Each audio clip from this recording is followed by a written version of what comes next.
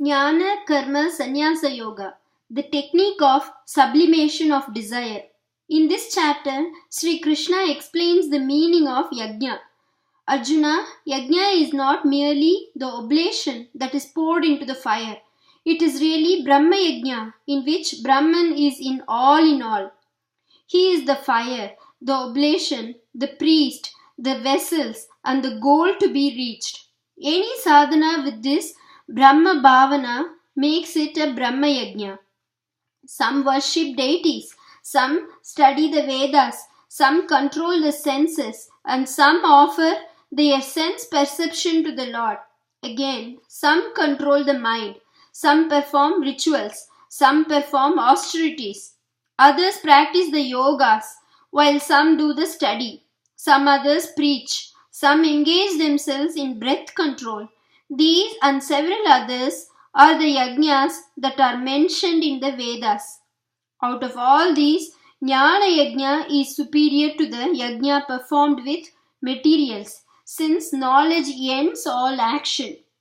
This knowledge one must gain by surrendering, serving, and questioning the masters who are well versed in the scriptures and established in truth. By this knowledge, you will be able to see the Supreme within you as you see it in me. Even if you are the worst of sinners, still do not be afraid. Knowledge is the best purifier. It is the fire that burns away the fuel of sin. Have faith, destroy the doubt born of ignorance, and get up to fight. A fine technique of sublimating desire is provided by the Lord by making use of the term yajna. All religious practices of man are invariably for some benefit or the other. There is no Hindu who does not do some sort of worship to please the higher powers. These are performed variously for various purposes. Pujas are performed to get boons for wealth, children, power, etc. Sacrifices are performed to ward off evil influences of stars, to harm one's enemies, for rain or peace.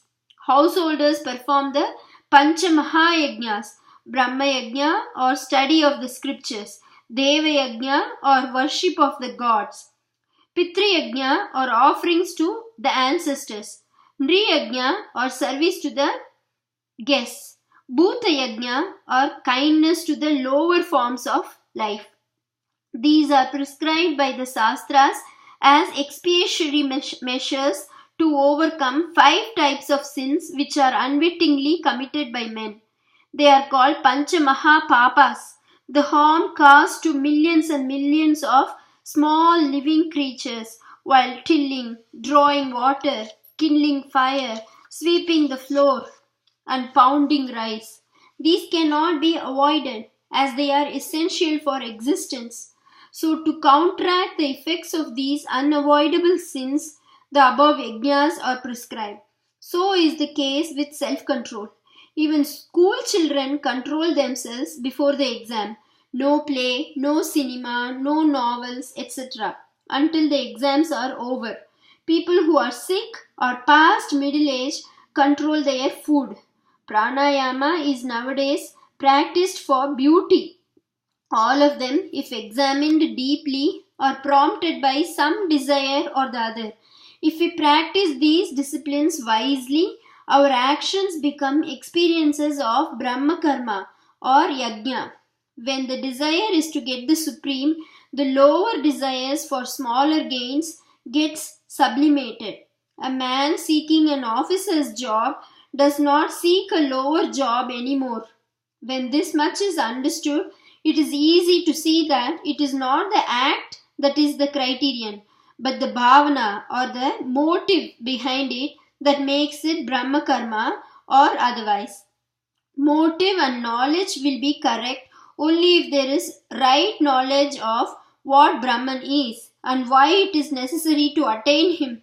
Therefore, Jnana Yajna is superior to other yajnas. This knowledge is to be obtained from one who knows. He should be an expert. One can be an expert only when one has both theoretical knowledge and practical experience. A doctor who does not practice or a lawyer without court experience is of no use to a patient or a client.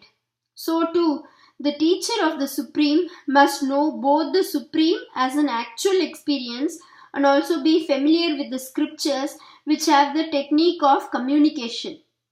Only such teachers are qualified to be spiritual guides. Experts in material sciences can be tempted to part with their knowledge for money or position, but a spiritual master who has attained the Supreme can never be tempted with material offers. Only love for their students will make the masters teach. The only way to invoke their love is to approach them with humility, to serve, surrender, and seek.